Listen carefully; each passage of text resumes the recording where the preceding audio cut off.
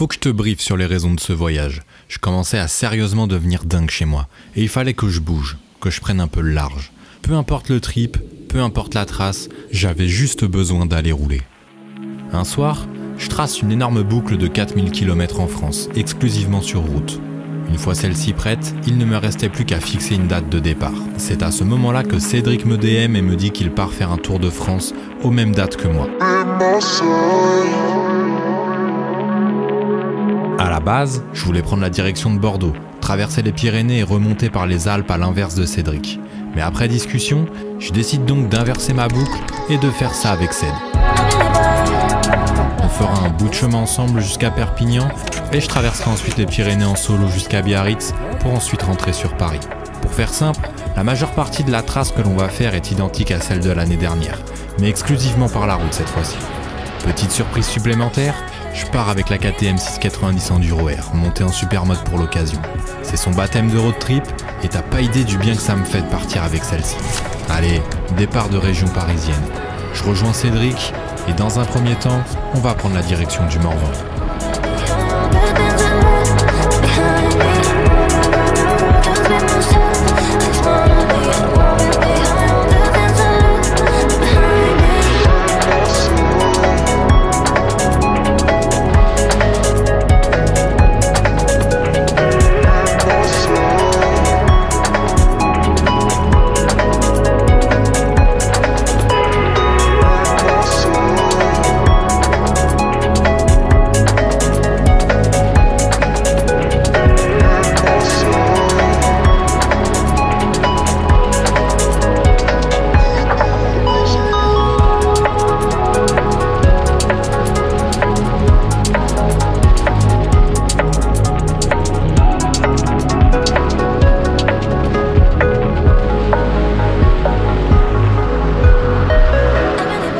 Cédric est parti avec son BMW 1200 GS.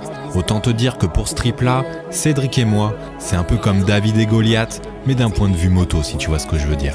On n'avance pas trop mal, mais comme on n'a pas l'habitude de rouler ensemble, on va devoir prendre le temps de prendre nos marques. On récupère l'autoroute et on prend maintenant la direction d'Annecy.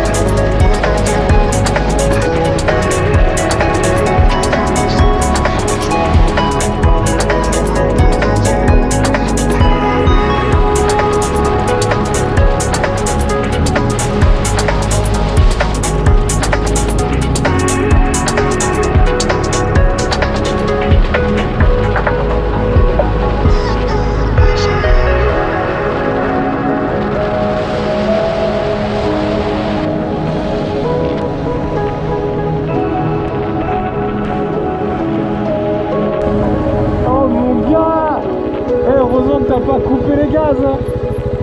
Et bonne nouvelle, je l'ai filmé en plus. Heureusement que t'as pas coupé les gaz mon gars. Non, t'as fait ça bien, t'as fait ça bien. Pas que je monte ça même. Bon, tu lui montreras l'épisode 2. Tu lui montreras l'épisode 2 du coup. Ah mon gars, c'était chaud pour Cédric là. Ça aurait pu être son dernier jour de trip. Il y avait un méchant amas de sable en sortie de rond-point que Céd n'avait pas vu. Heureusement qu'il n'a pas coupé les gaz. On arrive sur Annecy et on rejoint Olivier de Vie de Motard, avec qui nous allons manger au resto ce soir. Bon, on est un poil à la bourre. On a été un petit peu optimiste sur l'heure d'arrivée, j'avoue. Oh. Salut. Ça va toi? Putain, je suis cassé là. J'en peux plus. Très bien, tu sais, j'ai vu, ouais, on sera à 20h30. Mais en fait, on a eu. Qu'est-ce qui s'est passé? Par contre, on n'est pas. Bon, déjà, il a failli. Ça fait de sa dernière journée déjà. Et après, on a eu quoi? Une déviation. Donc on a perdu un peu de temps pour trouver, tu vois. Comme on n'est pas du coin, tu vois, c'est un peu galère. En fait, c'est par catégorie. Je pourrais même y aller avec un 125. Olivier revient tout juste du Hellas Rally, qui se déroule chaque année en Grèce. Ça a quand même l'air d'être une sacrée expérience. On passe la soirée à manger et à discuter moto en long, en large et en travers. Ça faisait un bail qu'on devait se capter avec Olivier, et on se loupait à chaque fois de peu. Plaisir en tout cas d'avoir pu passer la soirée avec toi mon gars. Et la prochaine fois qu'on se voit, ce sera pour rouler ensemble. À peine parti du resto et c'est une pluie diluvienne qui s'abat sur nous. Mais on a beaucoup de chance car on aura un vrai toit sous nos têtes pour ce soir. Un ami de Cédric nous héberge pour la nuit. On aura un bon petit lit douillet et de quoi faire sécher nos affaires pour attaquer la suite demain dans de bonnes conditions.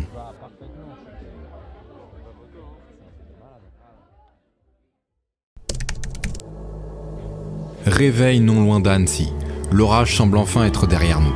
On prend le temps de profiter du soleil, on prépare nos affaires et on finit par prendre la route sur les coups de 11 h.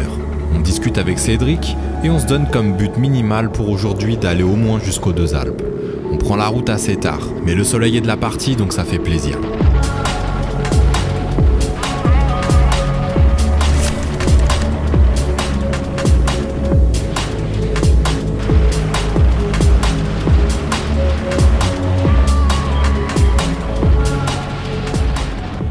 Dans un premier temps, on met le cap sur le lac de Roselin.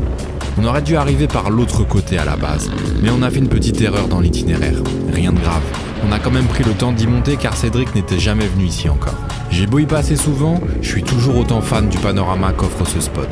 On en profite pour manger au restaurant au bord du lac et on rebrousse chemin pour continuer notre route. En arrivant ici, je me suis rendu compte que cela faisait à peu près 40 km que j'étais sur la réserve. J'espère que le 6 ne va pas se couper avant la prochaine station-service.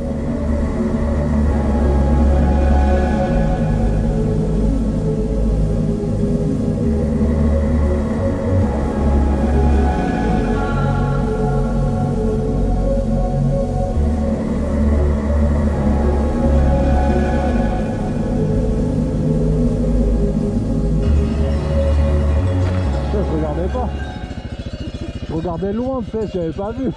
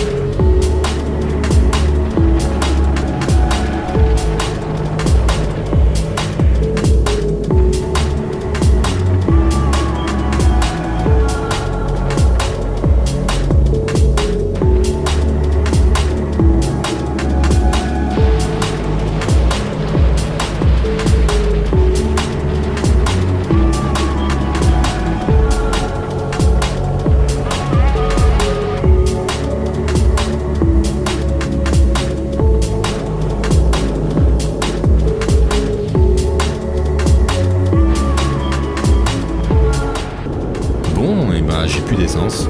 Par chance, j'ai quand même réussi à tirer jusqu'à l'autre côté du versant de la montagne. Je suis donc en descente et je vais pouvoir continuer en roue libre jusqu'à la prochaine station-service. Enfin, je l'espère. Je sais pas si ça descend. J'ai l'impression que ça descend encore. Hein. Tant que ça descend, je me fais pas chier. Parce que je peux même pas choper ton repose-pied pour te pousser. Ah, il est pas facile à attraper, putain. Je galère même à sauter sur la brève.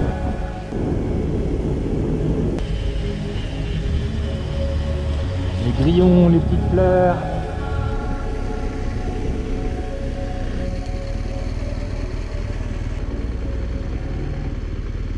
J'ai trop chaud, putain. Ça tue, hein. Et moi, comme un con, je pousse ça. J'enlève même pas mon casque ni rien, tu sais. Ah, c'est ce que je me suis dit quand t'es arrivé là. Heureusement qu'elle s'est coupée en bas. Ouais, j'imagine on a résisté un peu à la montée là. Ouais, là, ça aurait été chaud. On en sera encore.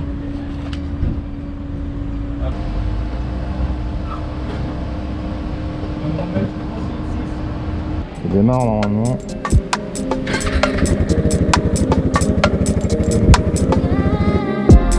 Arrêt en station-service, on remplit les réservoirs et on se dirige ensuite vers le col de l'Iseran.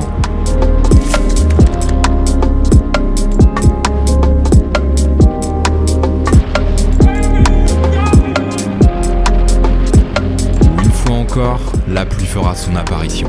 Comme l'année dernière, j'arrive définitivement pas à grimper ce col par temps sec, c'est incroyable quand même. Mais bon, rien que pour la vue qu'on a tout au long de ce col, ça vaut quand même vraiment le coup. T'as perdu 15 degrés, ouais. Ouais, moi j'ai ma doublure chaude, donc je sens pas trop. Ah ouais, mon gars, moi j'ai pas de poignée chauffante, mais t'inquiète pas. Vas-y, feu.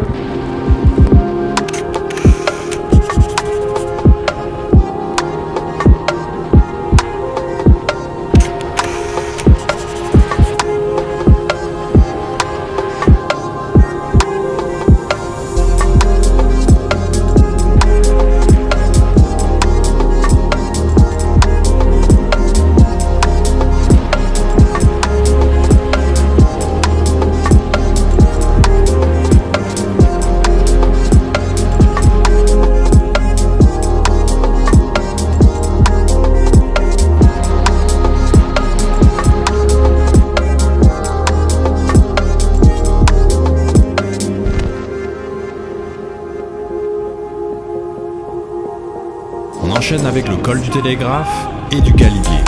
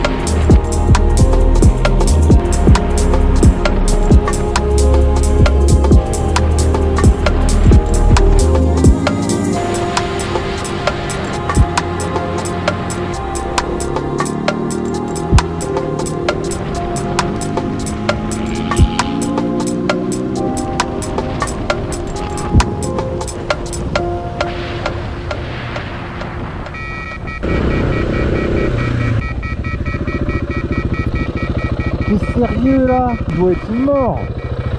J'ai même pas envie de le retourner. Oh,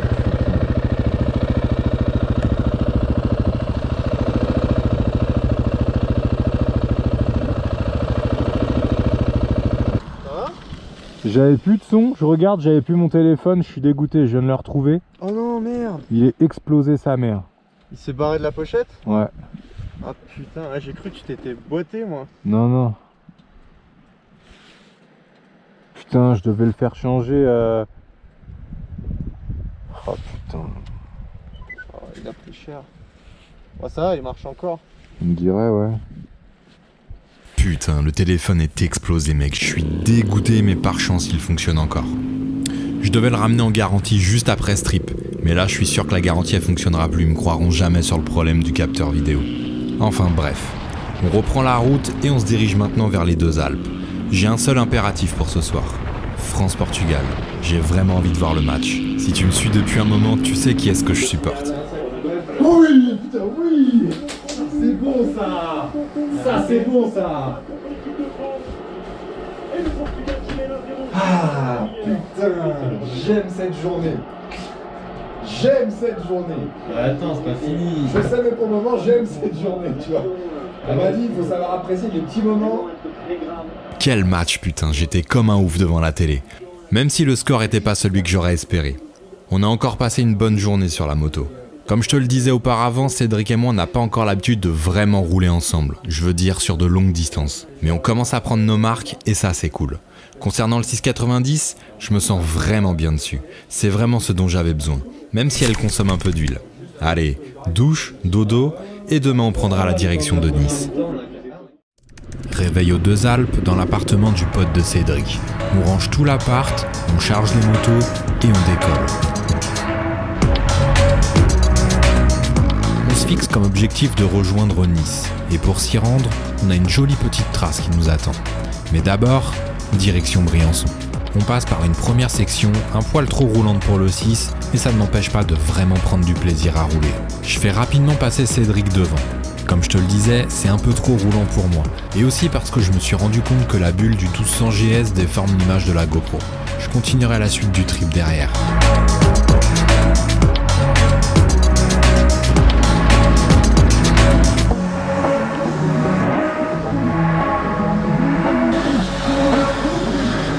On arrive sur Briançon, on lave les motos, on graisse les chaînes, on refait les pleins d'essence, on se prend un petit sandwich dans un restaurant et on repart.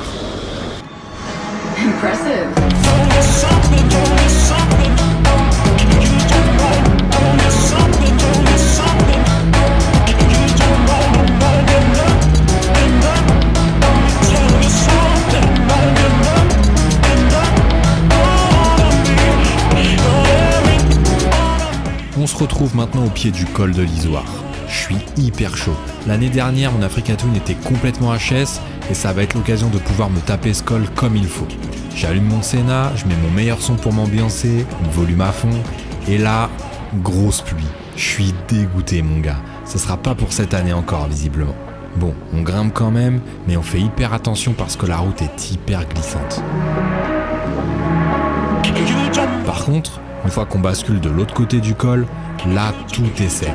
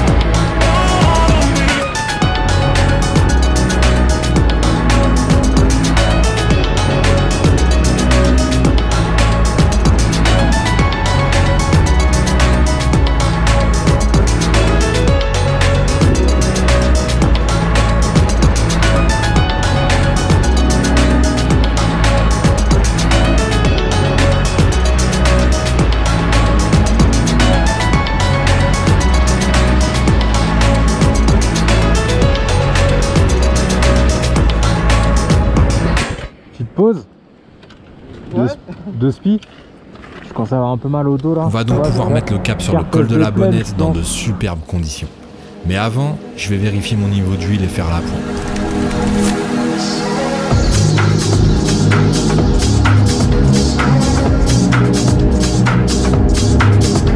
On va maintenant mettre le cap sur le col de la Bonnette.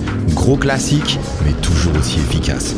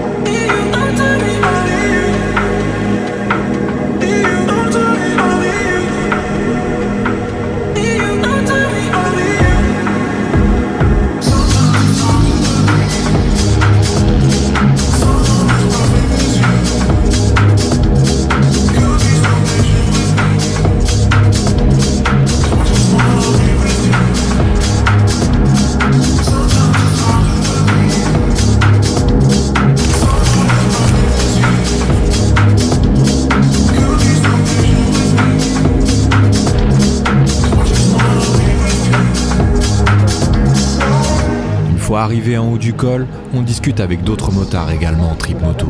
Je me disais bien que je reconnaissais l'homme à la veste en jean bleu ciel. On l'avait croisé il y a quelques jours au lac de Roseland.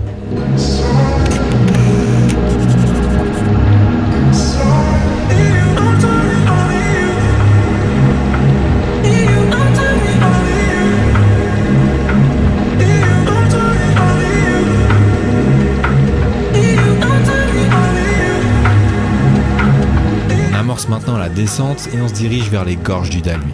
Et en plus de ça, on a beaucoup de chance car on a un sale nuage qui nous tourne autour sans pour autant nous tomber sur la tête. Ce qui veut dire que l'on va pouvoir continuer de tartiner sans aucune pression et ça fait plaisir.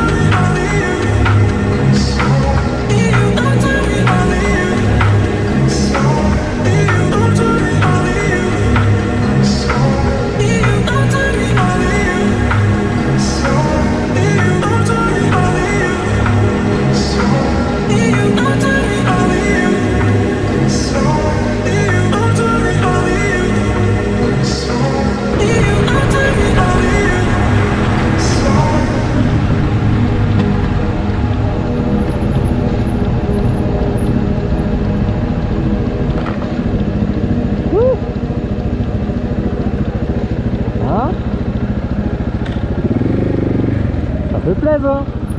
Hein? Ça fait plaisir. Ah, de ouf. Putain. Ouais, mortel ce col, heureusement on l'a fait. Hein. Il est cool, hein. Ah, il est trop. Dans l'autre sens là, ça doit être quelque chose. T'as vu, je te disais, je pense, moi je l'ai fait dans les deux, j'avais préféré la montée de celui-là. Ouais. Mais l'autre est plus joli par contre, je trouve. L'autre côté, ouais, Ouais. c'est plus sympa. Le côté Ouais, je suis d'accord. Josier. Gorge du Daluy, ça va être à gauche, je pense là. Ouais. Je vais appeler mon pote vite fait. Ouais, vas-y. Moi, normalement, je dors chez ma pote, du coup. Ouais, c'est bon? Normalement, ouais. Ok. Normalement, ouais.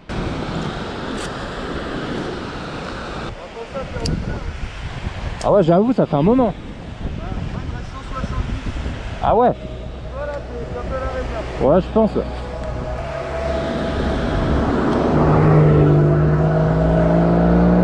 Voilà. Un mec qui accélère un peu, tu vois. Putain.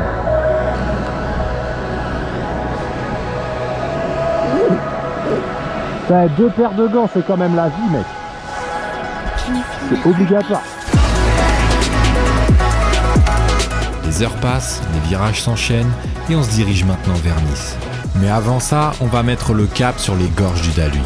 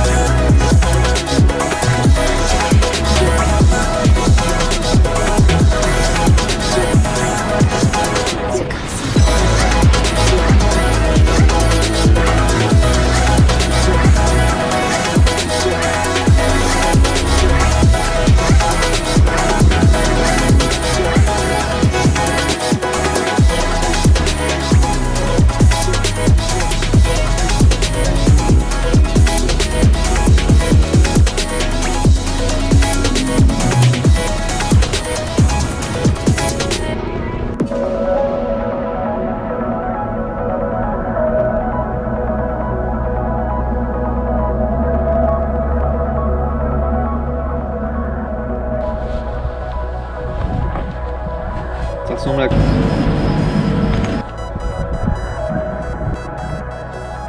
Tu veux serrer? Ouais. Ça te va trop, Ah ouais, c'est plate. Si t'as acheté des trucs à ta taille.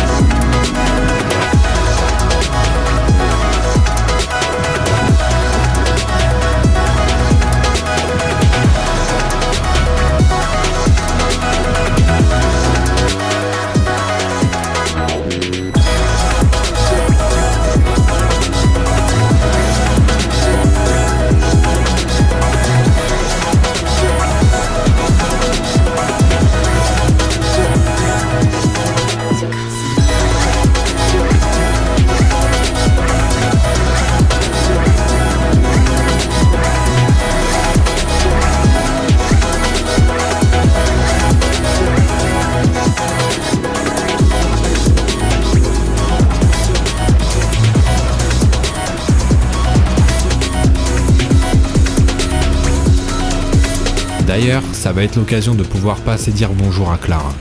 Si tu ne connais pas encore Clara, je t'invite à aller faire un petit tour sur son compte Insta. Pour moi, c'est la trailiste féminine la plus stylée de France avec son Ténéré 600. On se connaît depuis un petit moment maintenant, et depuis le temps que je devais passer la voir sur Nice, eh bien ça sera l'occasion. Elle me propose d'ailleurs gentiment de passer la nuit chez elle. Comme Cédric dort déjà chez un ami à lui, je t'avoue que ça m'arrange. Ça m'évitera de dormir dehors.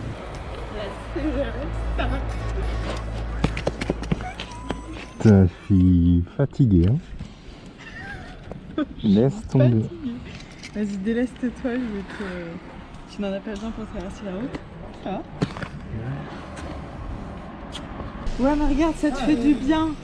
T'as déjà vu une descente de garage avec une vue comme ça? Et lui, c'est Léon. C'est le chat de Clara, qui semble d'ailleurs vouloir dormir dans mon cuir. Pendant que Clara est au fourneau, moi je discute et j'apprivoise Léon. On passera une super bonne soirée. On refait le monde de la moto, le tout sublimé d'une vue panoramique sur toute la ville de Nice. La fatigue commence à pointer le bout de son nez.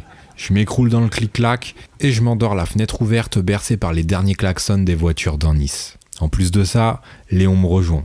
J'ai donc trouvé mon doudou pour la nuit. Allez, bonne nuit tout le monde. Demain, on a de nouveau pas mal de routes qui nous attendent.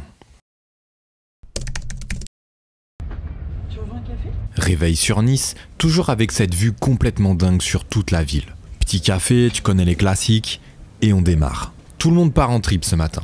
Clara trace en Auvergne, et moi je continue ma route avec Cédric.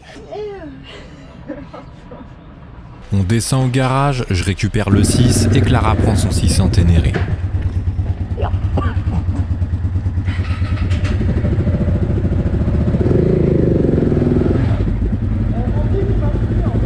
J'ai calé dans la montée, j'ai failli tomber.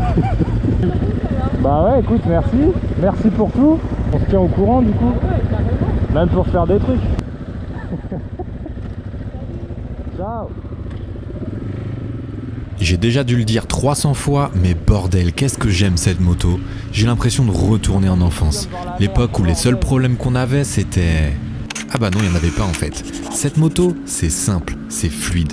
Dès que je la démarre, j'ai un petit sourire qui s'installe. Je m'émerveille d'un rien sur la route. J'ai l'impression d'être un gosse en pee-wee parmi les adultes à moto. J'ai envie de la poser partout et de la regarder se mélanger au paysage. C'est un vrai retour à l'essence même de ce que je considère comme faire de la moto. Monter sur la moto pour partir.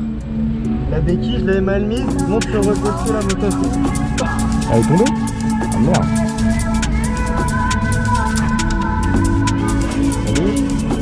On rejoint le pote de Cédric pour se prendre un bon petit déj tous ensemble. Petit café, petit smoothie, petite verrine, tu connais. J'allume mon airbag in emotion, on se rééquipe et on décolle. On tente de sortir de Nice le plus rapidement possible, mais on a galéré pendant plus d'1 heure. Et le 690 est chaud bouillant. Il a besoin de refroidir un peu.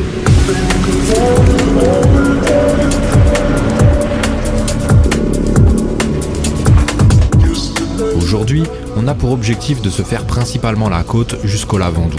Étant donné que nous sommes en pleine journée, il y a pas mal de circulation, mais on arrive quand même à s'amuser un peu.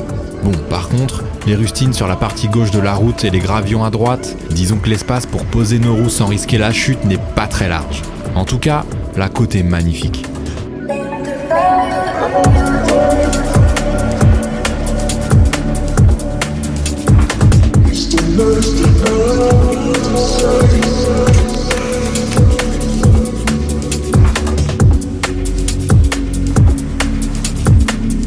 Cédric m'emmène dans un petit spot qu'il connaît bien, une propriété privée d'une copine de sa copine avec un accès direct à la mer. Le genre de petite pépite qui fait grave plaisir.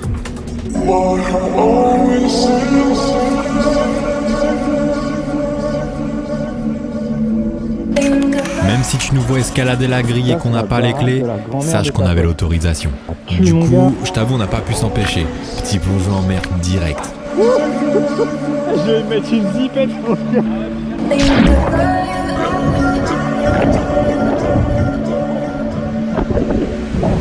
J'en rêvais depuis un moment, mec. Me jeter dans la mer et rester au fond, fermer les yeux et faire le vide.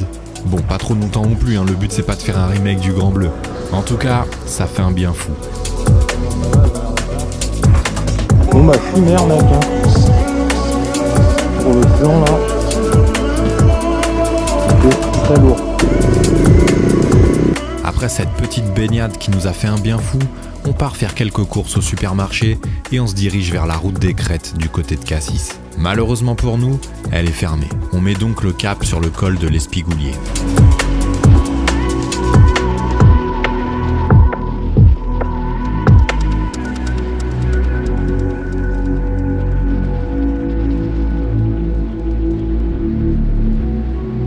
Quoi cette blague? Direction le bas de l'Espi alors? Pas sûr qu'on le roule ce soir, et au pire des cas, on sera prêt à le rouler demain. Ouais. À tout hasard, tu veux te faire un resto ou pas? Comme tu veux. Je dis ça parce qu'on passe devant donc c'est... Moi je suis OP hein. C'est comme tu veux, hein. Si toi t'es chaud. Ça sent trop bon en fait. Hein? Ça sent trop bon, ça me rend ouf. Bah vas-y hein. Je pense qu'ils vont nous servir. Et limite, quelle heure il est là? 22h. Ah. On demande vite fait. Excusez-moi, vous servez encore ou ça fait trop tard? Je vais aller voir avec le patron et je vous dis ça direct. Ok, super, merci beaucoup. Je sera pas de pizza, j'ai plus de pâtes. En fait, je vais vous installer, vous allez manger. Ok. Je vous ai pris le menu et tout en bas. Il reste Ah ouais. une souris d'agneau, les gars. Un peu de poulet, des pièces de poulet, là, les accompagnements. Voilà. Ouais, Si bah. vous allez vous caler là. Ça le fait pas chier, y a pas de soucis. Non, pas du Non. tout. Ok, bah nickel, on fait ça? Ouais, vas-y, go. Vas-y. Voilà. Merci beaucoup en tout cas. Un grand merci au serveur du resto qui a pris le temps de nous trouver une solution pour que l'on puisse manger ce soir. Après manger, on va se poser dans la forêt non loin de notre position actuelle. Mais on a un petit passage sur un chemin forestier à emprunter. J'ai jamais fait d'enduro. Hein. Ah, il y a une première atout, hein. Il y a une première atout. Franchement, mec, je pense que tu passes flex, hein. Et ici, il y a moyen de se caler pépère, là. Mais il n'y a rien de méchant, en vrai. Hein. Tu passes tes roues là. Tes valises, elles vont frotter là, mais c'est pas grave. Première. Et surtout, tu mets pas des coups de gaz vénères, tu vois. Sinon, tu vas patiner. Tu la gères gentiment.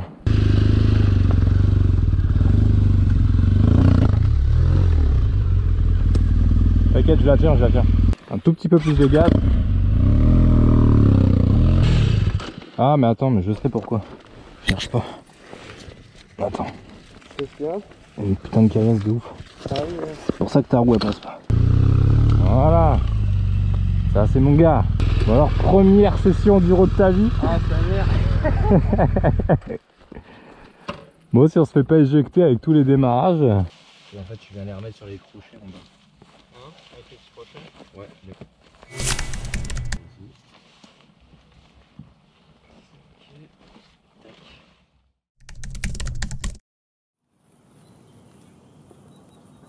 Réveil quelque part dans la forêt, au pied du col de l'Espigoulier. Cette journée risque d'être longue, alors je prends le temps de me préparer un bon petit café de type frappe nucléaire, autrement dit un café bien chargé en caféine, afin d'attaquer la journée comme il se doit. Voilà, ça. Un mec cool. Bon, en vrai, on se plaint, mais on a eu aucun embrouille en vrai. Petit tuto pour expliquer à Cédric comment est-ce que l'on replie une tente sans se prendre la tête. On ramasse tous nos déchets, on s'équipe et on attaque l'Espigoulier. Tu le mets au milieu. Et en fait tu viens tout rouler ensemble, tu vois.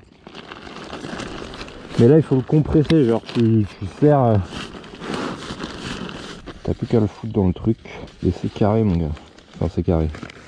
Pour le coup c'est rond. Mec, en une soirée t'as fait inauguration enduro, inauguration tente camping. C'est pas beau ça? Je sais pas si on va inaugurer ce soir, mais... Bah j'espère pas un accident. Ah putain.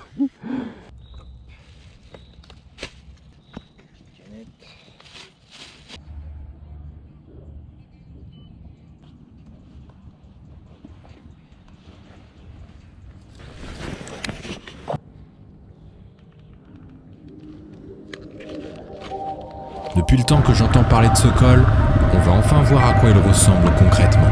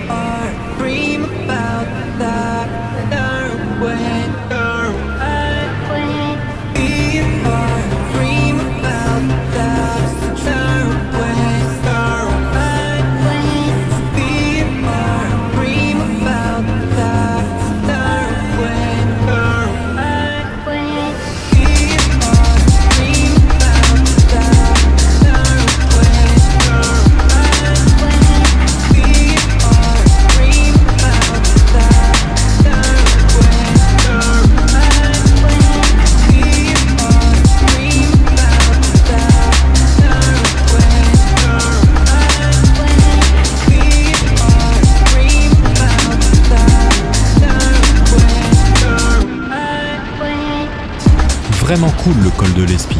Bon, dommage que ce soit blindé de cyclistes au moment où nous y étions. On roulait plus sur la retenue qu'autre chose, mais c'était quand même vraiment chouette. On met maintenant le cap en direction des gorges du Verdon. Let's go!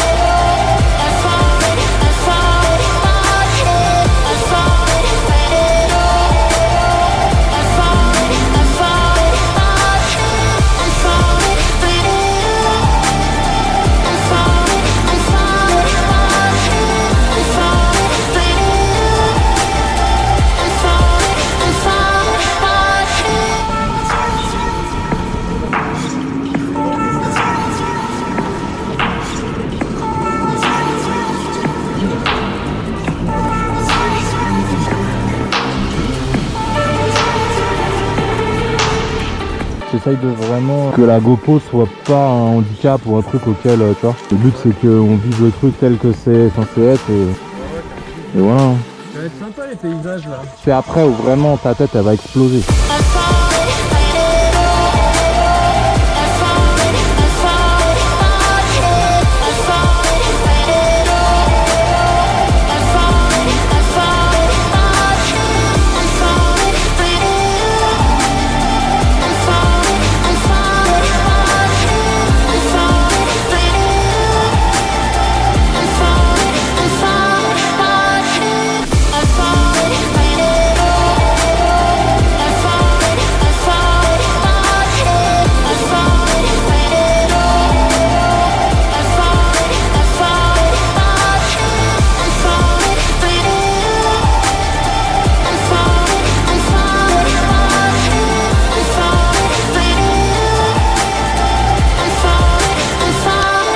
On me pose souvent la question à savoir si je préfère la route ou le off-road.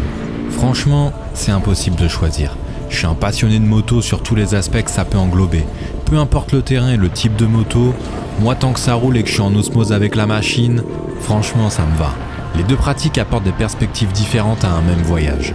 Pour moi, l'idéal c'est de combiner les deux. Mais là, tout ce que je peux te dire, c'est que ça me fait un bien fou de souder sur de belles routes comme ça sous un soleil de plomb. Surtout que je sais qu'en ce moment à Paris, et d'ailleurs dans la majeure partie de la France, la météo est vraiment exécrable pour un été. Donc j'en profite 2 fois plus. Petite pause repas au fameux spot des gorges, là où je m'étais d'ailleurs arrêté l'année dernière avec Antoine et Alexis. En plus de ça, le timing est parfait car on est à l'heure la plus chaude de la journée. C'est un peu badant ce que je vais dire, mais t'as presque envie de sauter en fait. Tellement c'est... ouf.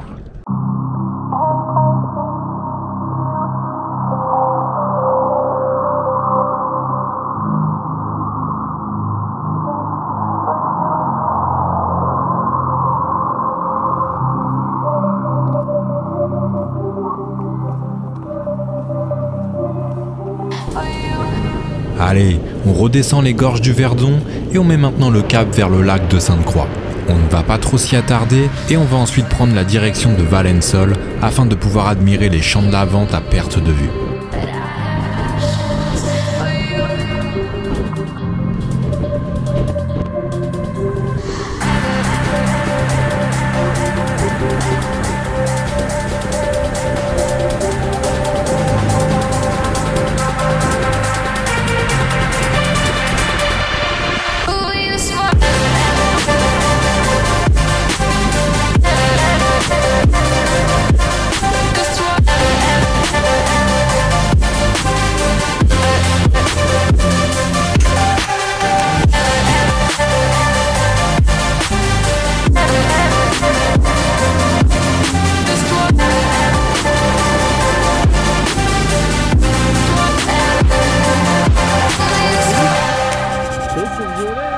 plateau de 800 km² est essentiellement consacré à la culture de la lavande et des céréales. Mais autrefois, le plateau de Valensole était entièrement planté en amandier. C'est aujourd'hui l'un des lieux les plus importants en ce qui concerne la culture de la lavande. Implantée en France par les Phocéens, elle a trouvé sa terre de prédilection, ici, en Provence, grâce notamment au climat favorisant sa productivité et les 300 jours de soleil par an.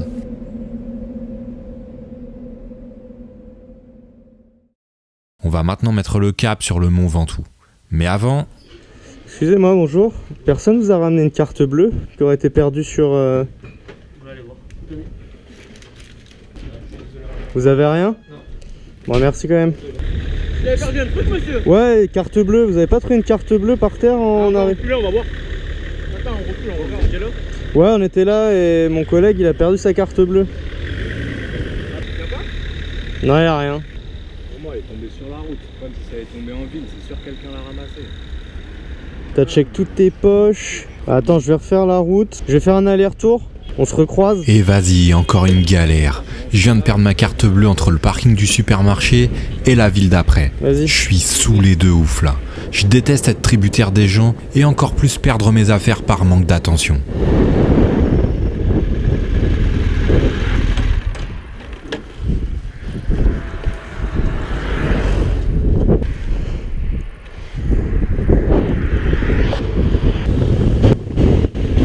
T'es sérieux, mec?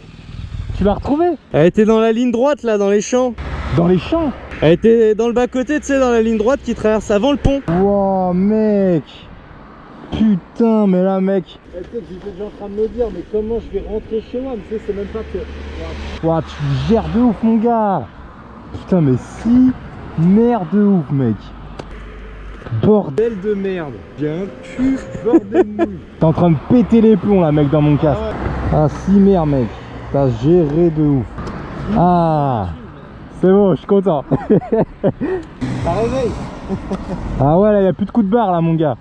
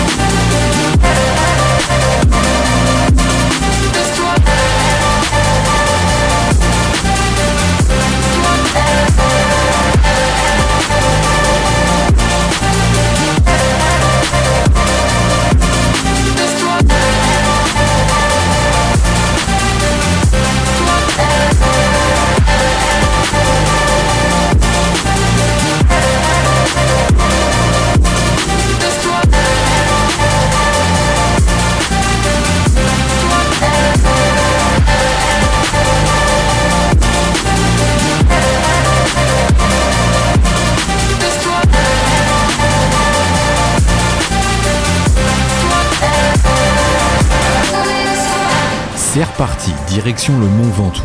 Mention spéciale pour toute la route qui mène jusqu'au mont.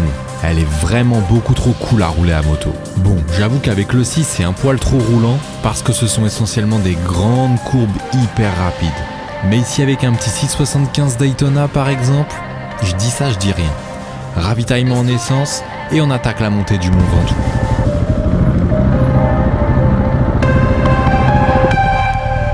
Mec, elle est incroyable cette route. C'est un billard. Hein. Ouais. Sauf la fin là un peu, mais...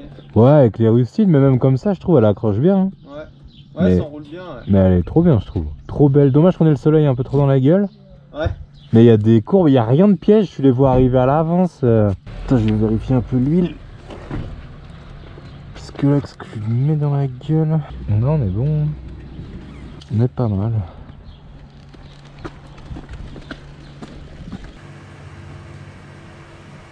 Le mont Ventoux est notamment connu pour ses célèbres courses de côte d'avant-guerre. La première avait été organisée en 1902 et son tracé faisait 21 km 600. À partir de 1977, faute de sécurité suffisante, le mont Ventoux terminera sa course. Elle ne reviendra qu'en 1988 avec un tracé ramené à 10 km. C'est également là-bas que Sébastien Loeb réalisait ses derniers essais avec la Peugeot 208 T16 Pikes Peak avant de s'envoler pour la mythique course de côte de Pikes Peak aux États-Unis, où d'ailleurs il pulvérisera le record de plus d'1 minute avec une moyenne de 145 km/h pour un temps total à la montée de 8 minutes 13. Impressionnant.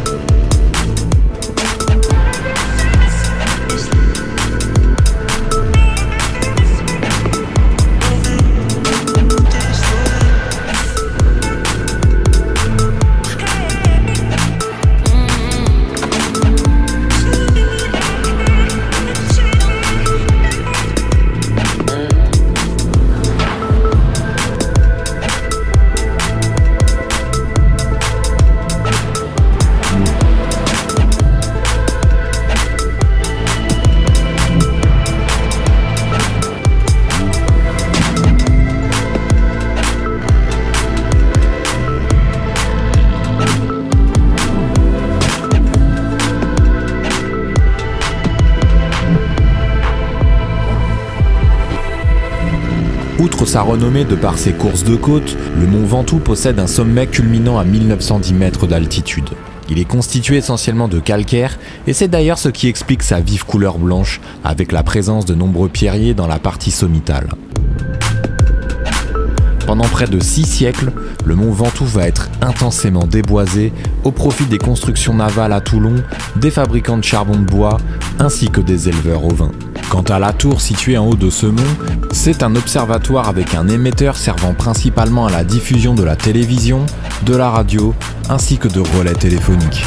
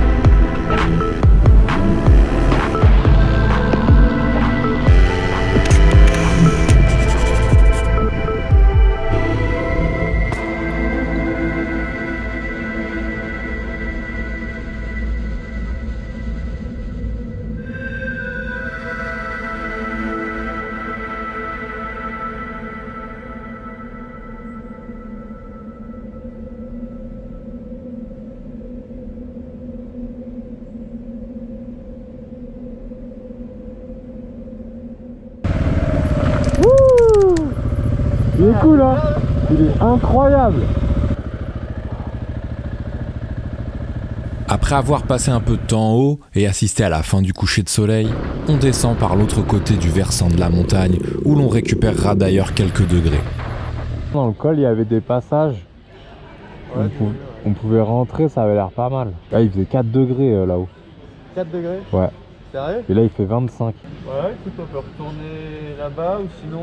On s'arrête dans un des virages où l'on pose nos tentes pour la nuit. On sort les réchauds, on se fait à manger et on file dormir. Bonne nuit mec, repose-toi bien. Demain on a encore une sacrée journée qui nous attend avec pas moins de 600 bornes au programme. Putain, il me faut vraiment un putain de sponsor Casgrain mec, je te jure. Bah test hein. Chaque trip, on graille que ça. Bon, ça passe bien en vrai. Ça passe de ouf hein. Je ratatouille, putain, si je montrais ça à ma meuf, elle m'insulterait. Je veux jamais bouffer de ratatouille. Réveil au pied du mont Ventoux. La nuit nous a fait du bien. Cédric me dit qu'il y avait des gens cette nuit autour de la tente, sur les coups de 3 heures du matin. J'avoue n'avoir rien vu ni rien entendu. En tout cas, toutes les affaires sont là, donc tout va bien. On plie bagages et on va direct dans un café en bas du col. T'es chaud là?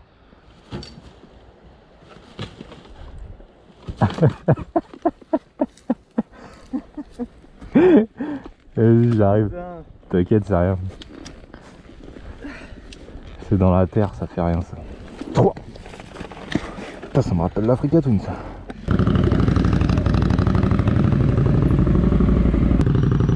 Non. Ça va être trop bien ça aussi. Café, croissant. Bon, en vérité, il ne restait qu'un seul croissant, donc on a dû le couper en 2, histoire de partager à parts égales.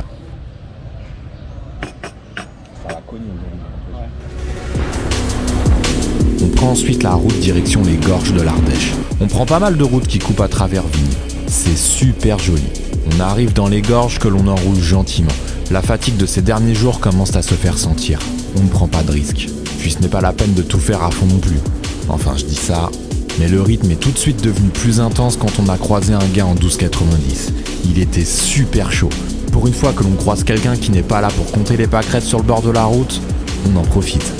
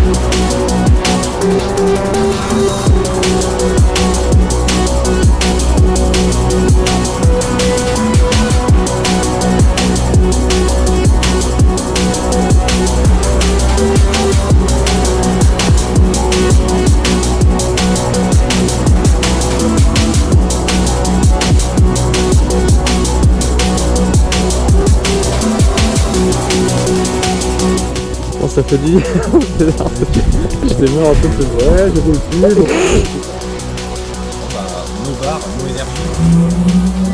Petit restaurant, petite sieste, et on replonge vers les Cévennes. Cap sur le mont Igual. La route est top pour y aller, même si elle tabasse pas mal sur la fin. Elle n'est pas de tout repos.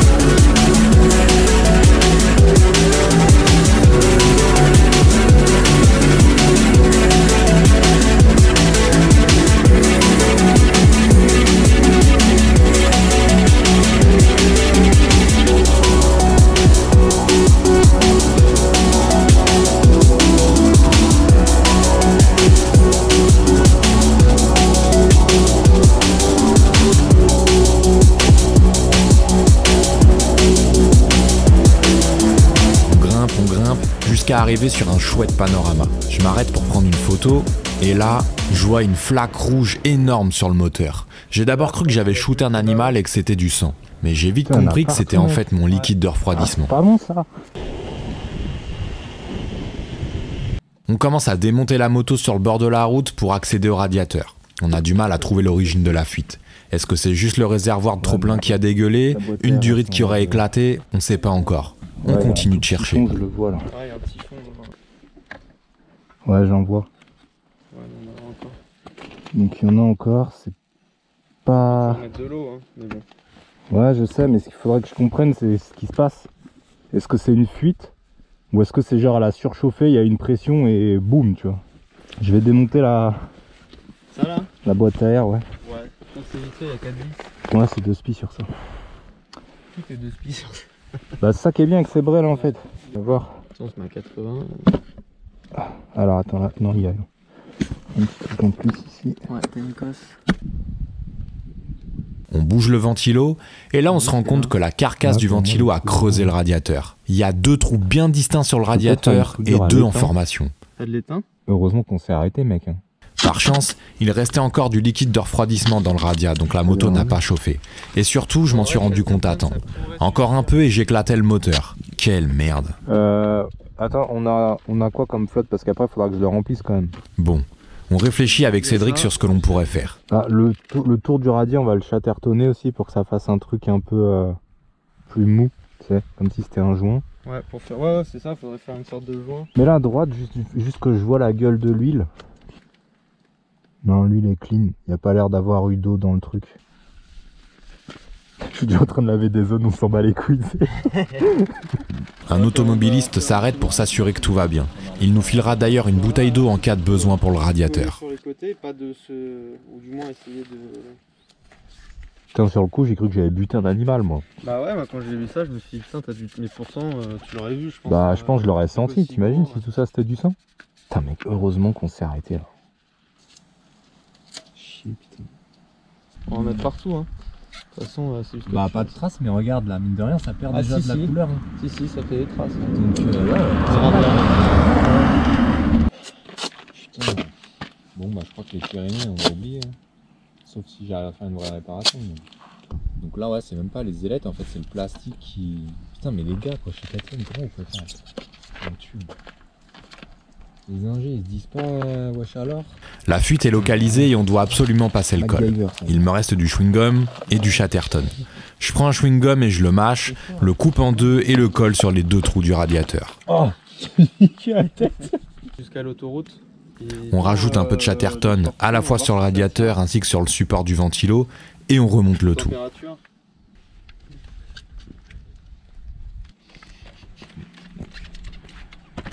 Tu vois, un trip avec Black Market. On tape les Black Galères. Je remplis le radiateur d'eau qui se mélange avec le reste du liquide de refroidissement et on redémarre la moto. Très vite, un autre motard s'arrête. Il s'appelle Fred. Je prête pas trop attention à lui au début car je suis concentré sur la moto, mais il s'avère que ce sera une chouette rencontre. Pour le moment, la fuite semble être colmatée. On ne traîne pas. On va grimper le col et on coupera la moto dans les descentes pour limiter les risques de chauffe. On grimpe, j'accélère doucement, on redescend, je coupe, tout en ayant les yeux rivés sur la jauge de température. Fred assure nos arrières et coupe également dans la descente en guise de soutien. Je reste concentré sur la jauge de température. Peut-être même un peu trop concentré sur la jauge. Je relève les yeux et je vois le fossé, il était déjà trop tard. Je rentre dedans plein fouet et une énorme pierre se trouve dedans. J'ai juste eu le temps de braquer la roue avant et de faire remonter la moitié de la moto en dehors du fossé avant de sauter de la moto pour ne pas tomber sur la pierre. Plus de peur que de mal. J'ai rien, la moto n'a rien, enfin, rien de plus qu'un radiat percé, donc tout va presque bien. Vous avez dû la filmer parce qu'elle est allumée votre caméra là. Il y a 4 chiffres, hein. Ouais, Ouais, donc ça filme. En l'espace de 10 minutes, une biche me coupe la route, un veau s'échappe d'un enclos et court à côté de nous sur la route, et 2 lièvres traversent sous mes roues. Eh les gars, on est dans Mario ou quoi ici?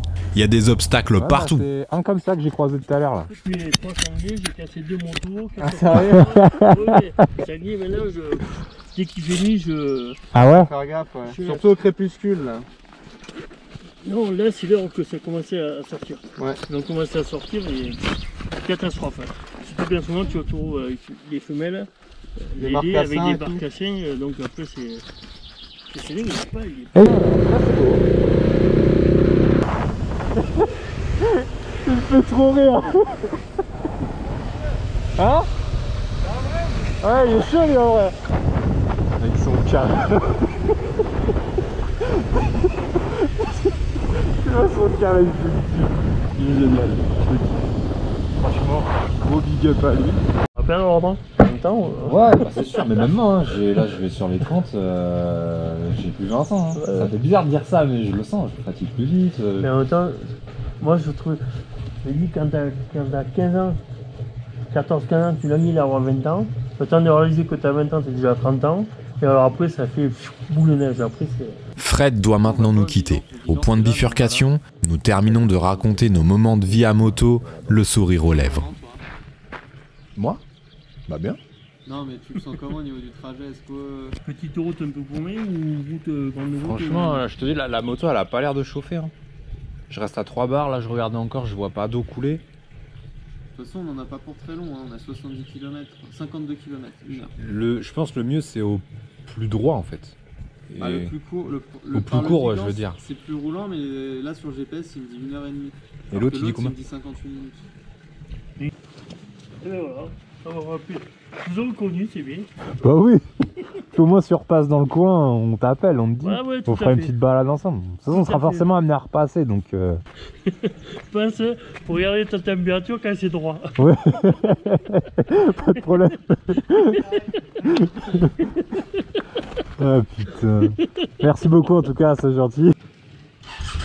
Maintenant, faites gaffe quand même, maintenant, vous aurez tout ça, au sanglier... Ouais, de toute façon, on roule tranquille, on y va tranquille. Là, le but, c'est d'arriver la moto ouais, en... Mais le problème, c'est que tu roules même au pépère, si tu traverses la route... Ah ouais, non, c'est sûr. Voilà. Moi, un sanglier, ça me prend tout à l'heure. Hein. Ah ouais? Ouais, la moto pulvérisée, j'ai eu qu'une fracture au niveau de la cheville. Ah ouais, tu t'en sors bien, ouais. Après, la moto cassée. Après, j'ai trouvé une vieux 630 en remontant des Nîmes. 3 h du matin. Il a traversé la route, je l'ai pris, mon pauvre. Et il a 3 fractures. Petit doigt à clavicule et fémur. Ah ouais? Ah ouais, fémur, c'est galère. Hein. Ah ouais, c'est pas facile ça. Et après un autre. Là, c'est dommage parce que 630, ça freine pas. Tout droit en remontant d'un type. Une femelle avec des petits. Alors je freine, tu t'arrêtes pas avec ça. Et puis je me déporte à gauche. Et d'un coup, elle a voulu traverser à gauche. Et j'ai le pied. À mon pied, mon pauvre, il a fait crac, ça m'a tiré. La douleur, j'ai plus Ah ouais, tu m'étonnes. Et je pense que le sanglier, c'est une carreau. Elle a fait carreau. Elle est morte? Elle est morte, hein. Et les petits, ben, c'était comme des couillons. Ouais, on peut pas tout prévoir, hein, malheureusement, des fois. Ouais, tout à fait. Hein. Ça arrive. Hein. Merci pour tout. De rien, et puis merde. Bah ouais, on verra bien. Avec plaisir en tout cas, Fred. T'as mon numéro de téléphone, dis-moi. Ouais, pas de problème. Je t'envoie un truc ce soir, quoi. Comme ça, je l'enverrai ton numéro quelque part. Pas de problème. Quand on sera arrivé, tu vas y arriver, t'inquiète. Fred espère que nous arriverons à nous en sortir de cette galère. Moi aussi. En tout cas, pour le moment, notre réparation de fortune semble tenir le coup puisque j'ai réouvert le radiat, il est toujours plein et la moto ne chauffe pas. C'est fou ce qu'une réparation à la MacGyver peut être efficace. Ça a l'air sympa comme secteur à rouler. Ouais, il y a l'air d'avoir vraiment des trucs cool. Et même au off-road, j'ai l'impression qu'il y a des chemins qui ont l'air... ouais, off-road, c'est ce que je me disais aussi. J'ai vu des petits chemins qui descendaient là. Ouais. Et des chemins, il n'y avait pas de panneau d'interdiction. Avec Cédric, on continue de rouler ainsi sur plus de 80 km jusqu'à une aire de repos en entrée d'autoroute où son beau-père viendra nous récupérer avec une remorque. Je préfère assurer les 100 derniers kilomètres jusqu'à Perpignan. Bonjour. Toi ça chauffe donc... Ouais, bah là ça va, ça tient pas trop mal hein, notre truc là. Tu veux rouler? Non, je préfère pas tenter. Il vaut mieux la mettre sur la remorque. Ouais, je pense. Je finis donc la trace dans un X3 avec le 690 à l'arrière. Je comprends vite qu'Hervé, le beau-père de Cédric, est un mordu de bécane. Ancien gendarme dont un bout de carrière en tant que formateur moto à la gendarmerie, tu comprends vite que cet homme a un sacré coup de guidon. Les histoires s'enchaînent, tout aussi intéressantes les unes que les autres, et nous arrivons à Perpignan où la maman de Cédric nous a préparé un bon repas. Il est minuit, on mange, et le temps de m'occuper de quelques affaires, je tombe de fatigue, exténué dans mon lit. Bonne nuit mec, demain on a du boulot sur la KTM.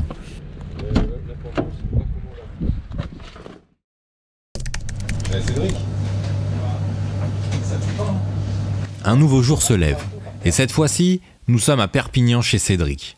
Une fois un bon petit café avalé, on trace en 1200 GS pour choper du liquide de refroidissement, du nettoyant frein et un peu de pâte époxy ainsi que 2-3 bricoles en plus.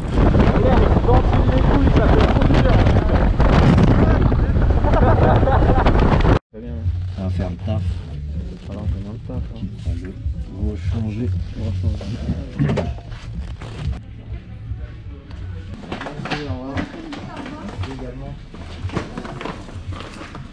Ah, Cédric. On va faire les courses.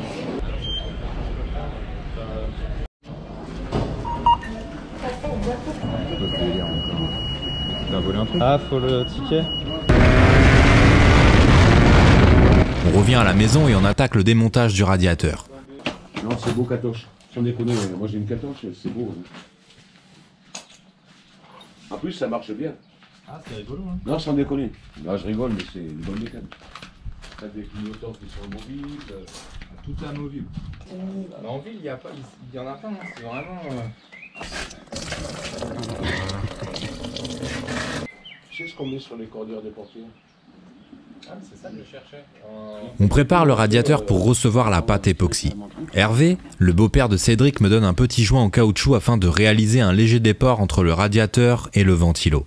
Ça me permet ainsi d'avoir un jeu de 2 mm à peine, mais suffisant pour empêcher le cache de ventilo de toucher le radiateur. On retire le chewing-gum qui, soit dit en passant, a très bien tenu. J'ai pas perdu une seule goutte d'eau. On laisse sécher quelques heures et on remonte le tout. Le but c'est de partir en une fois. Pas de t'appeler pour dire oh Cédric, je suis à 30 km. C'est mort. Non, mais après tu peux, c'est répondre. Fin de journée, je vais enfin pouvoir aller faire un tour avec la moto, voir si tout fonctionne correctement. Et pour le moment, ça a l'air d'être le cas. Je pense même à continuer ma trace dans les Pyrénées. Donc ça, c'est cool. En attendant, on passe la soirée chez Cédric autour d'un bon repas. On discute moto, enquête de gendarmerie en tout genre, sport et d'autres choses de la vie. Ça fait du bien de pouvoir discuter avec des gens hors de mon entourage comme ça. On traîne le soir, dehors, on profite de la fraîcheur, tout en constatant la défaite de l'équipe de France en 8e de finale. Si je veux continuer dans les Pyrénées et être rentré sur Paris grand maximum avant vendredi, il va falloir que je ne parte pas trop tard demain.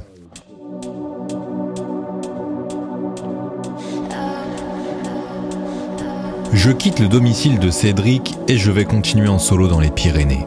Je voulais partir tôt à la base, mais je ne décollerai que vers midi. Le temps de préparer mes affaires et de plonger un coup dans la piscine. Je dis au revoir à tout le monde. J'ai passé un super moment ici et ça m'a fait beaucoup de bien. Au moment de partir, je vois que Cédric décroche ses valises et décide de m'accompagner un peu. Ça fait plaisir.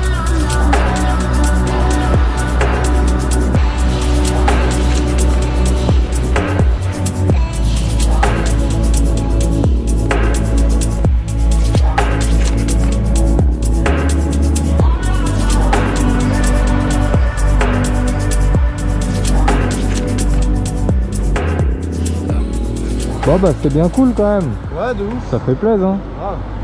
Grave. Vas-y. Arriver à bon port en entier. Presque. C'est toujours une petite galère, mais bon, ça fait partie du truc, hein. Tant que ça se répare et que ça repart, après, ça va être tranquille. Et gros V. Bah ouais, gros V motard, tu connais. Brûle ta gomme, pas ton âme. Bon, vas-y, man. On se capte. Yes, Simer. Ciao. Merci, toi aussi. Au détour d'une bifurque, nos chemins se séparent. Me voilà maintenant entièrement seul. J'enchaîne les routes, mais le ciel est menaçant. J'espère vraiment que le temps se maintiendra.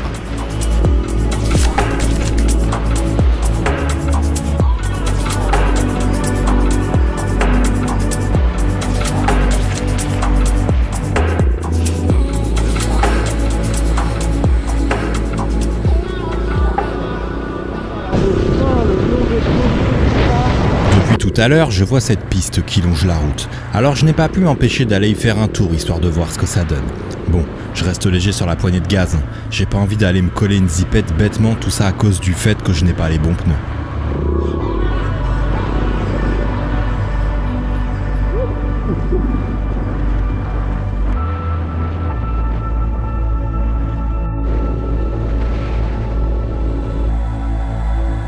On remet de l'essence dans le 690 et on repart.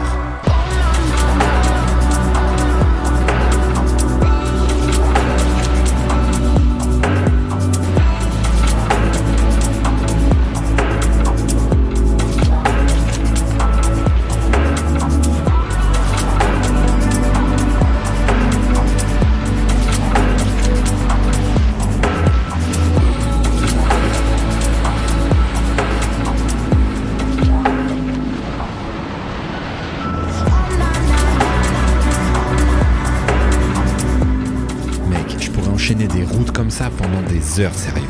La sensation au guidon, elle est juste incroyable et le bitume est parfait. De toute façon, si tu fais de la moto, tu vois exactement de quoi je parle. Tu roules assez vite, mais pas trop non plus pour maîtriser exactement ce que tu fais. T'es bien sur tes appuis et tu ressens tout ce qui se passe sur la moto. T'as la sensation d'absolument tout maîtriser, les kilomètres passent et c'est juste un pur bonheur.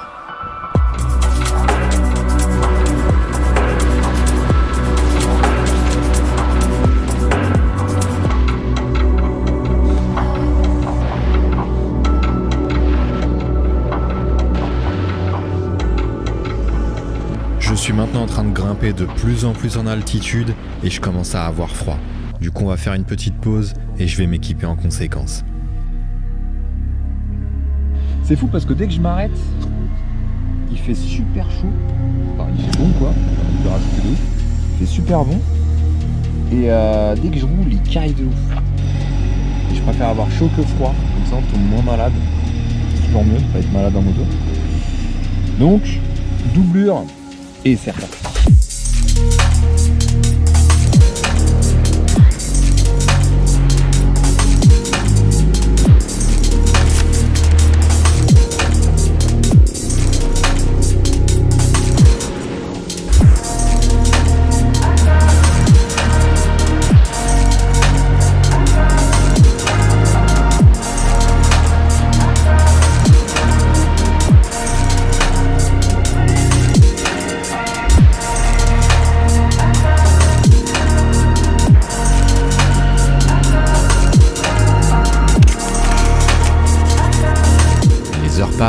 Et plus je grimpe, plus la brume devient épaisse. Et une fine pluie à peine perceptible commence à tomber. Le temps que je me rende compte, l'eau s'infiltrait déjà dans mes vêtements. Je me couvre, mais le froid causé par la pluie et le vent commence à me geler le corps et mon GPS se met à déconner. Je m'arrête et je check la map, histoire de mémoriser quelques noms de villes pour naviguer à vue.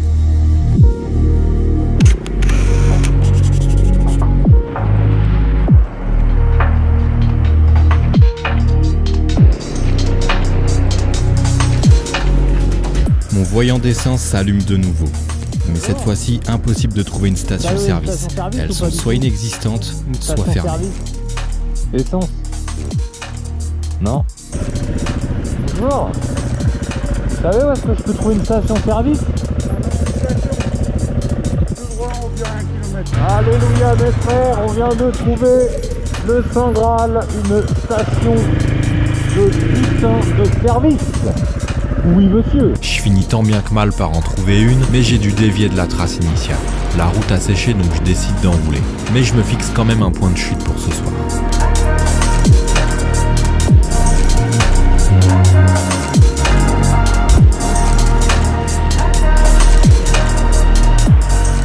Malheureusement, la pluie tombe de nouveau. Je m'arrête pour changer les batteries de GoPro, sous un silence de mort. J'entends le crépitement de la bruine taper sur la visière de mon casque. Je repense à une conversation en particulier avec la maman de Cédric hier, qui m'a fait réfléchir à pas mal de choses qui me trottent dans la tête depuis des années. Je repense à des gens qui me manquent, et je reste figé là, pendant de longues minutes, comme si une solution allait tout d'un coup apparaître devant moi. C'est pas bon ça, putain. Je suis dans un vieux mood en fait là, il pleut. Je sais pas, je me sens... Les trucs sont en train de remonter, ça me fait chier. Ça me casse la tête, putain. Toujours un truc qui cloche dans ma tête, c'est incroyable. Bon, vas-y Brian, arrête de réfléchir trop. On va rouler, ça va bien se passer. Ça finit toujours par bien se passer, de toute façon, les gars. Alors je redémarre le 6 et je continue jusqu'à épuisement.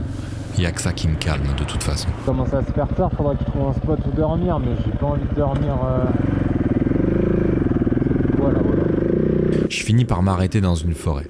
J'emprunte une piste, mais il n'y a pas de spot. Je redescends et je m'enfonce dans les bois. Je vais dormir là, ça ira pour ce soir.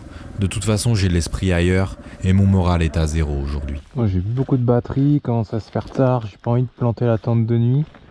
Je suis au pied d'un col qui est pas mal en plus. Franchement, je pense qu'on va rester là. Demain, dès que le jour se lève, je prends la route, je taille. La moto plus par ici.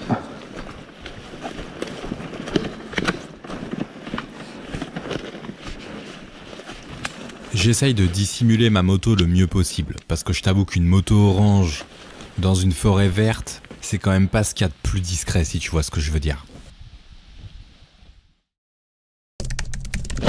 Ok les gars, il est 5h30. J'ai dû dormir l'équivalent de 3 heures. Je suis toujours dans ma putain de forêt là, avec que des bruits de ouf toute la night, des alarmes, des trucs qui se déclenchent, on sait pas ce que c'est. Living the good life. De toute façon, on va pas se prendre trop la tête, puisque le soleil va pas tarder à se lever de toute façon. Qu'on a au moins 500-600 bornes là aujourd'hui qui nous attend. J'ai juste le temps de me prendre un petit café tranquille. Comme ça après je range mes affaires. Et puis on va décoller, tu vois. Bon évidemment c'est pas ouf d'allumer ça dans une tente, hein, on va pas... Tu me doutes bien que c'est pas une super idée, mais bon j'ai la flemme d'aller dehors. En 2 secondes, l'eau elle est bouillante. J'entends mon téléphone vibrer, ça c'est mon gars Louis from San Francisco qui doit être en train de me parler. Il se fout de ma gueule sur ma nuit là. Bon allez, je fume mon café, je remballe mes affaires et je taille. Je trouve un sac poubelle, je dois avoir ça encore, il doit m'en rester un. Mon gars, j'ai passé une de ces nuits de merde incroyables. Entre les cris d'animaux et ceux qui couraient autour de ma tente, et surtout 3 déclenchements d'alarme ultra flippantes en pleine nuit. Tu sais, le genre d'alarme typique qu'on pouvait entendre dans les jeux vidéo genre Project TGI, Splinter Cell ou Red Faction à l'époque. Et j'hallucinais toute la nuit dans ma tente. Et d'un autre côté, j'avais grave la flemme d'aller voir ce que c'était, et encore plus de changer de spot. Du coup, j'ai passé la nuit en DM à parler avec mon gars Louis, qui vit aujourd'hui à San Francisco. Comme quoi le décalage horaire, ça a du bon. Au moins, ça m'a occupé une bonne partie de la nuit. Les chicots sont brossés, le casque est mis, on peut attaquer la journée dans de bonnes conditions.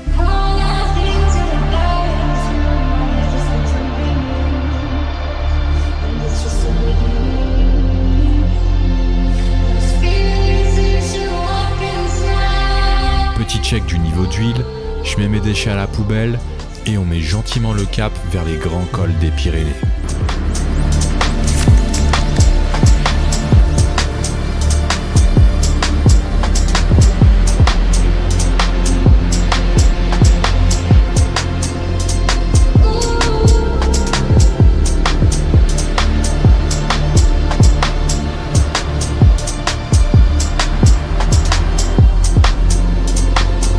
Le soleil semble définitivement percer les nuages. J'espère que l'on aura plus de chance qu'hier niveau météo.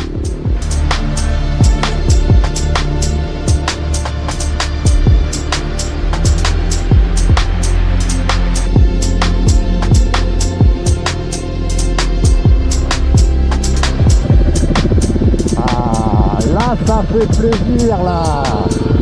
Petit soleil enfin percé dans les nuages. Magnifique. Magnifique. Wow. Ça c'est beau.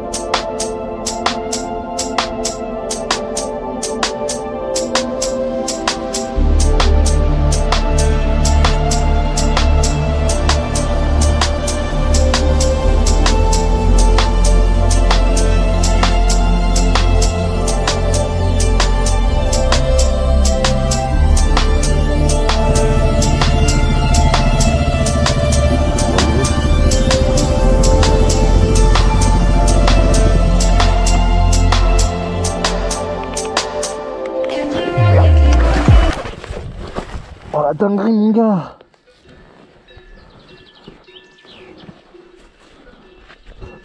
Putain mais... Putain, je me suis enculé le poignet mec. Mec, c'est quoi ce bitume de merde qu'ils ont posé? Ah, ça casse les couilles les trucs comme ça à la con là. Putain, putain. Ça me vénère là. Putain. J'ai failli tomber là-dedans là. Je fais comment après moi? Ah, je suis saoulé là. Faut que je trouve un Karcher là. Putain de dinguerie là qui se passe à chaque fois. Mec, même le tactile il marche plus, c'est n'importe quoi. On se rend pas forcément compte du dénivelé de la pente où je suis tombé à la GoPro, mais mec, en vrai, je suis passé pas loin d'un truc de ouf encore. Alors, petit disclaimer pour les éventuelles personnes qui pourraient me dire que je suis un peu trop vulgaire à ce moment-là. C'est vrai, mais faut remettre les choses dans son contexte. Hier, la journée a été compliquée, aussi bien dans ma tête qu'au niveau météo. J'espérais passer une bonne nuit de repos et ça n'a pas été le cas du tout. Du coup, j'accumule pas mal de fatigue. Et là, en prime, je m'en mets une tout seul bêtement. Je me salis de partout. Elle a failli vraiment mal finir celle-ci. Mais bonne nouvelle, le soleil est de retour et la vue est absolument sublime. Alors j'oublie vite tout ça. Par contre, il me faut vraiment de la caféine dans mon corps là. Ça devient urgent. Et c'est d'ailleurs notre prochaine mission, se gaver de café. Let's go!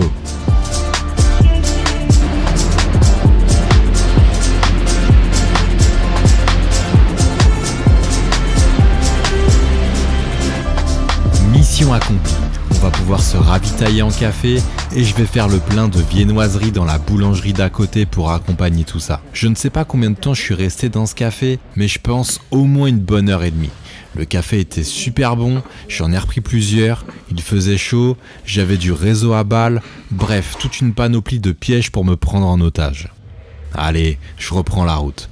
Je m'arrête à la fontaine de la ville histoire de nettoyer un peu mon cuir et on va maintenant attaquer le col d'Aspin. Un peu chelou. Eh ben, on va y aller tout de suite même, je crois. Hein. Et le gars, hein, j'espère qu'il roule parce que...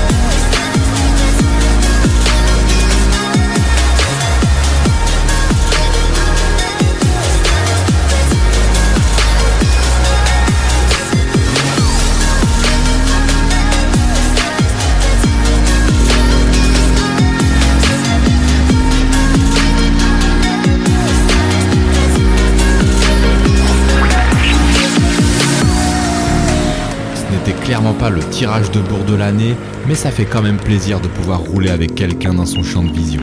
On redescend l'autre versant du col d'Aspin et on met maintenant le cap en direction du fameux col du Tourmalet.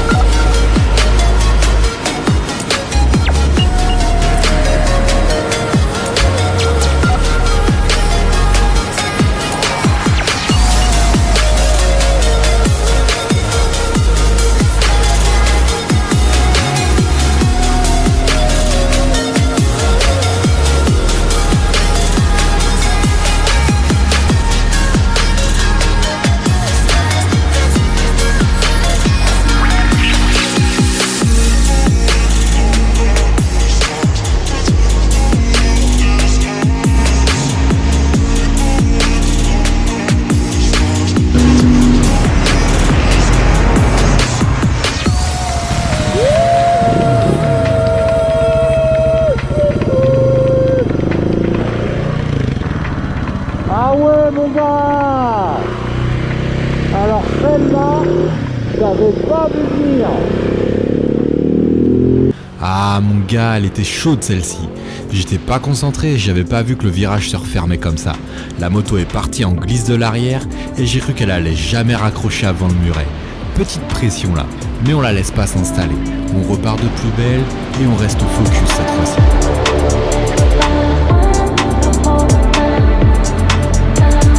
On arrive en haut du col du Tourmalet. J'étais pas venu ici depuis 2016 et ça n'a pas changé. C'est toujours aussi magnifique. Et en plus de ça, j'ai énormément de chance avec la météo. Ai-je besoin de te présenter ce col mythique, notamment ultra connu suite à de nombreuses étapes du Tour de France, qui passe par ici depuis les années 1910 ?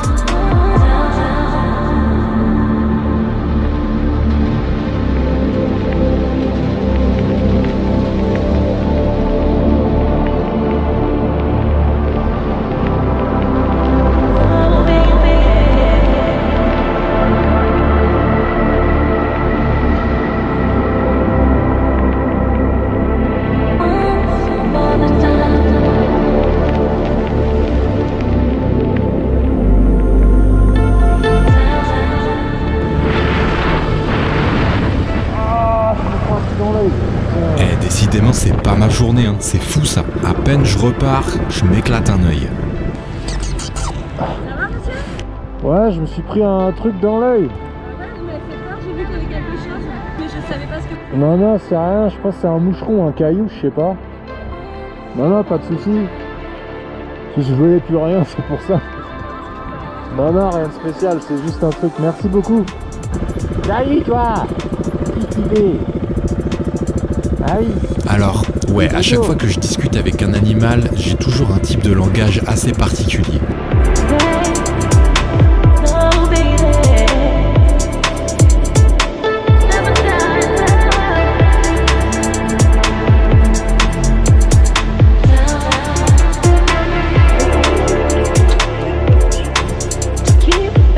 Je ravitaille en essence et on va essayer de se trouver un resto pour manger parce que je commence à vraiment avoir faim.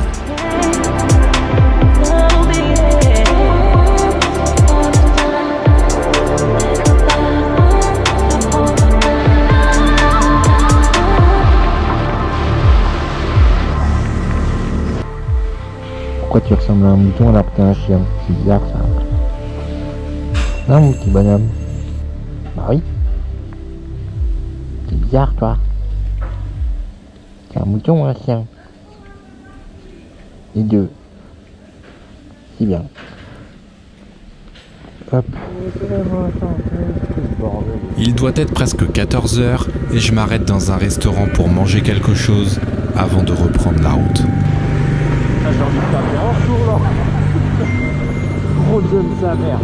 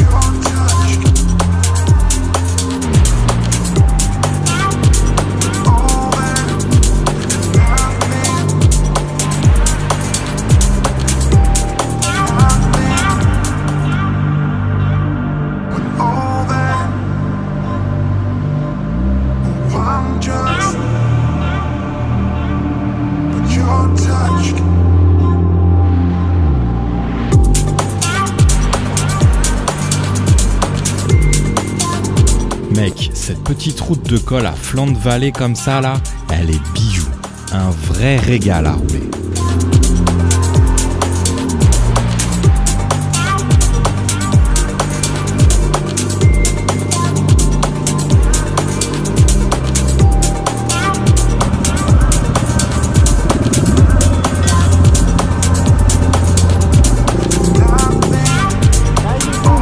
Dès qu'on perce ce nuage de brume, on a un temps vraiment magnifique.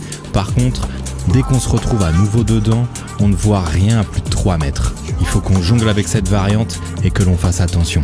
Parce que sur ce genre de route, la chute est impardonnable.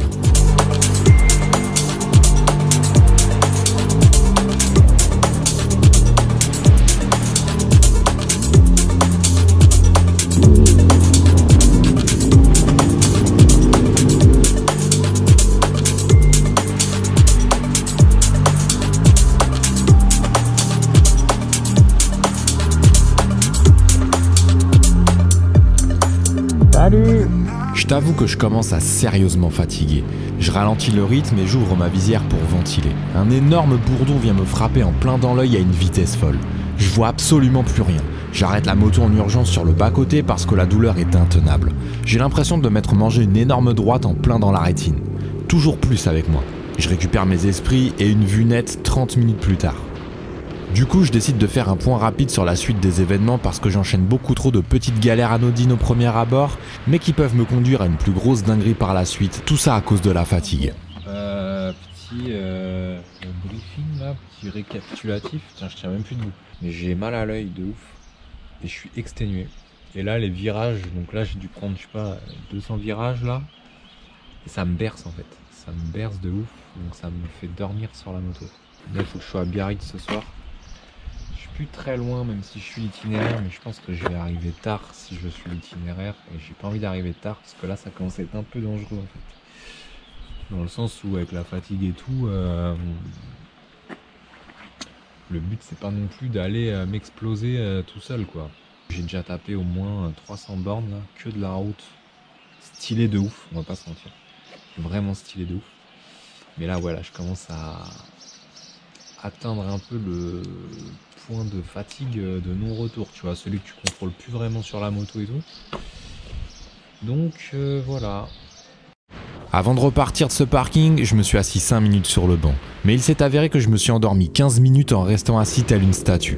Signal définitif qui me prouve que je suis en train de trop tirer sur la corde. On va tracer direct en direction de Biarritz et on va rejoindre Laetitia. J'ai passé quelques jours à Biarritz. Je connaissais un peu la côte basque, mais plus le côté espagnol. Et j'ai eu un vrai coup de cœur pour Biarritz et ses alentours. J'ai pu rencontrer des gens vraiment gentils, mais aussi croiser pas mal d'abonnés, et ça fait vraiment plaisir. On a toujours plein d'échanges vachement constructifs, donc merci pour ça. Il est trop cool. Laetitia, une copine à moi qui vit ici une partie de l'année, m'héberge gentiment.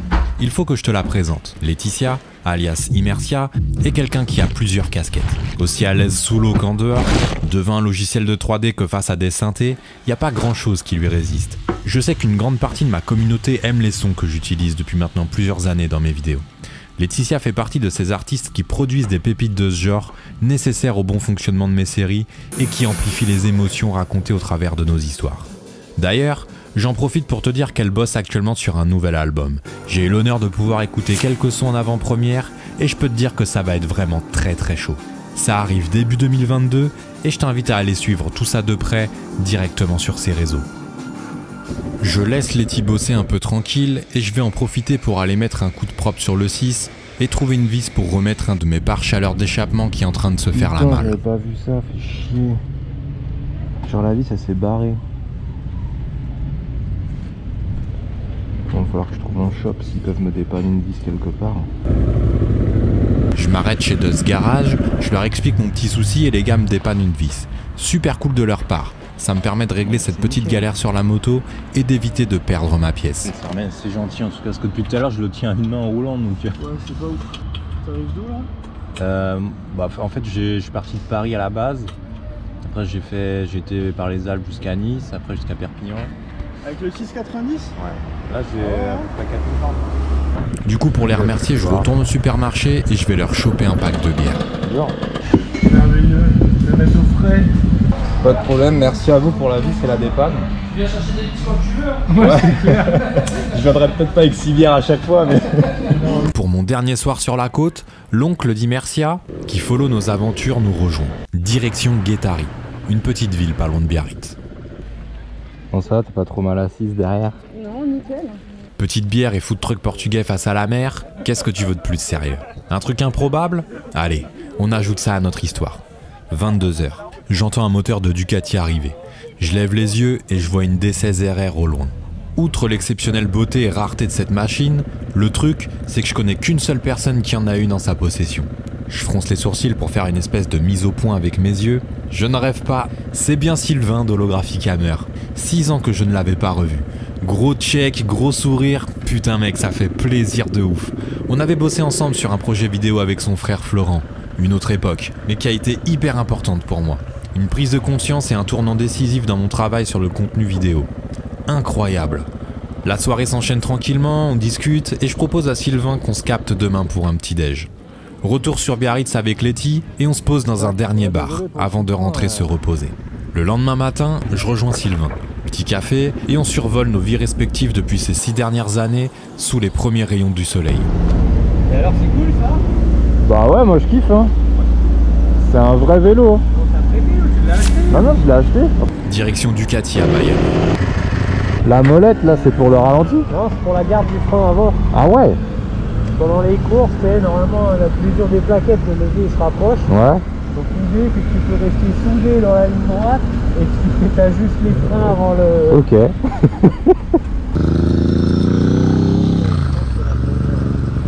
Très bien pour les radars? Non. Non? Pourquoi t'en as vu? Non. Mais bon. Les gars de chez Ducati Bayonne ont eu la gentillesse de nous prêter la béquille d'atelier spéciale pour la D16 ainsi qu'un entonnoir. Merci beaucoup. Contrôle de niveau d'huile, nettoyage et graissage du kitchen, petit check général de la moto, on prend notre temps. Ah, le vilain des smos, quoi. Tu manges de l'huile.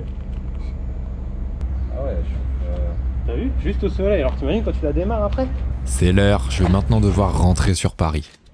Je retourne sur Biarritz récupérer mes affaires, gros bisous à Letty, j'enfile mon casque et je fonce sur l'autoroute. On est parti pour pas moins de 800 km en direction de Paris. Je me cale à 110, tranquillement en voie de droite, je m'arrête tous les 200 km pour ravitailler en essence et en café, et ce pendant de nombreuses heures. À un moment donné, voie d'en face, je vois passer un 1250 GS avec un mec au guidon qui me rappelle vachement Paul de la chaîne YouTube Hit the Road. J'ai dû m'arrêter juste après pour ravitailler en essence à nouveau. Je reçois un DM de Paul qui me dit « Eh mec, c'était pas toi sur le 690 là sur l'autoroute ?» Putain mec, les coïncidences c'est quand même un truc de ouf. Allez, encore un peu moins de 300 km avant d'arriver chez moi. Mais d'un coup... Ok les gars, sur l'autoroute, je suis en train de mettre de l'essence. Mon voyant il s'est allumé, mais genre il vient de s'allumer. Et elle me fait des à-coups en fait. Comme si il n'y avait plus d'essence ou je sais pas. Donc là ça m'inquiète un peu, pourtant la moto elle est pas chaude. Elle roule bien, je fais des pauses régulièrement. Il n'y a pas de problème quoi, je fais tout carré. La moto se met à me faire un raté, puis deux. Le voyant d'essence est allumé, alors je me dis que c'est peut-être juste le fait que je sois sur la réserve depuis un moment. Clignotant, je sors, je ravitaille, je redémarre le 6 et elle tourne bien. Je vérifie l'huile au cas où, tout est bon, donc je repars. Je vois rien d'anormal en fait.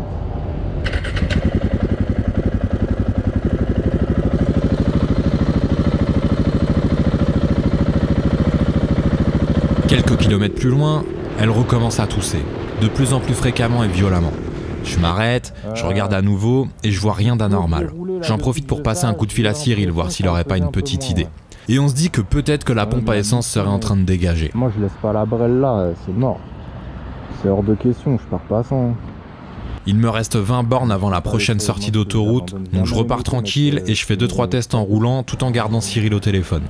Test pleine charge, mi-charge et sur filet de gaz. Au filet de gaz, la moto reste cool, alors j'envisage de finir les 300 km comme ça.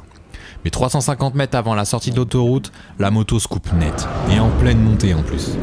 Je me conditionne direct et je me prends même pas la tête à m'apitoyer sur mon sort. Il faut vite que je sorte de l'autoroute. Un pote à moi se marie demain et je dois absolument être rentré ce soir pour ne pas louper le mariage. Je saute direct de la moto et je la pousse pour sortir de l'autoroute. Une fois sorti de l'autoroute, 2 mecs s'arrêtent, un en camion et l'autre en voiture. On démonte la moto et je m'aperçois que le voyant FI clignote. Cyril me demande de compter le nombre de clignotements et m'annonce dans la foulée que la panne serait probablement due à la bobine d'allumage. On la contrôle, je mets le contact et la moto redémarre. Ouais, c'est ça. C'est ça.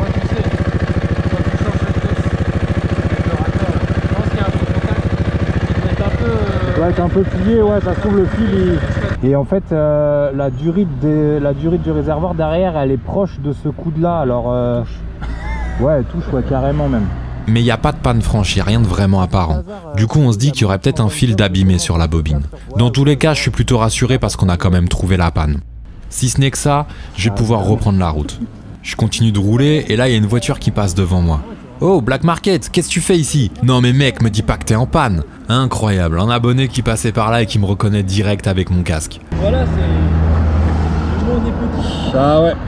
Du coup, je m'arrête, on discute, on rigole un peu, et il m'invite chez lui pour me dépanner 2 vis manquantes sur ma moto. Super gentil. Ça a beau m'arriver de plus en plus Merci beaucoup. souvent, je t'avoue que je m'y ferai jamais. C'est fou quand même toutes ces coïncidences. Mais en tout cas, je trouve ça beaucoup trop cool. On continue à discuter un petit peu chez lui, il me montre son garage, sa moto, me parle de ses projets futurs. Enfin bref, la rencontre complètement anodine, mais qui fait grave plaisir. Ouais, nickel, hein. Ça y va? J'ai l'impression. T'as une petite BTR ou pas? Yes. Bon, du coup, tu sais que tu vas finir dans mon dernier post Insta là. Sérieux? Ah bah mec, je suis obligé. Merde! Je suis obligé. Arrête, je vais devenir une star! Allez, cette fois-ci c'est la bonne. Je reprends l'autoroute et je fonce jusqu'à chez moi, où j'arriverai sur les coups de 2 h du matin. Écoute, merci beaucoup. Bon bah, bonne route. Bonne route. À la base, je devais partir en solo et tirer direct du côté de Biarritz pour faire un coast to coast. Et comme mon gars Cédric partait aux mêmes dates que moi mais dans l'autre sens, je n'ai pas été difficile à convaincre. Je partais parce que je pétais les plombs en région parisienne.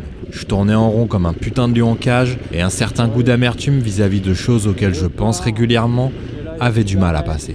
Prendre le large était la meilleure chose à faire. En tout cas, peu importe l'état dans lequel tu peux être, barre-toi.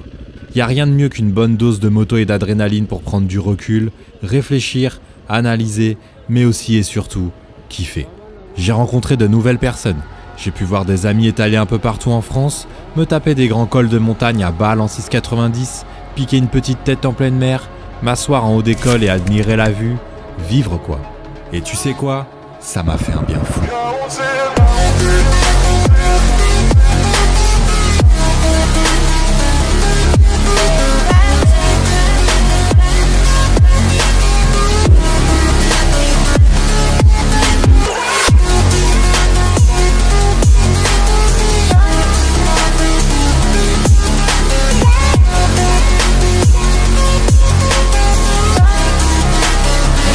Nos bars, nos énergies.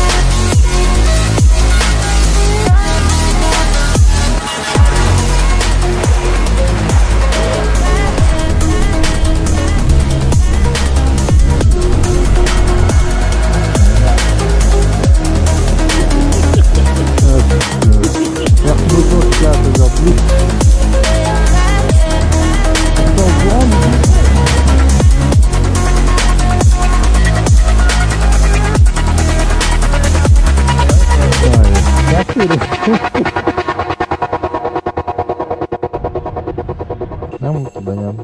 Marie.